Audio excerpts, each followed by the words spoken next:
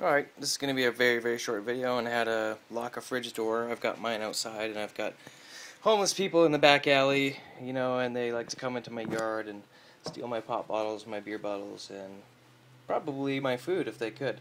So what I did was I got two of these, 4 1/4 hasps, and I really like this point, this here, so it can nice and fit over. I don't like the small thin ones.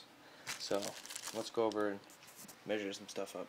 I've marked the holes with a pen. I couldn't do it with holding the phone and the pen and this at the same time, so here we go, and I'm going to pre-drill these holes.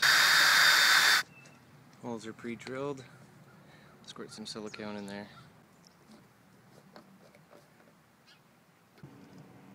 All siliconed in there. That's nice and tight. Nice. Alright, finished up.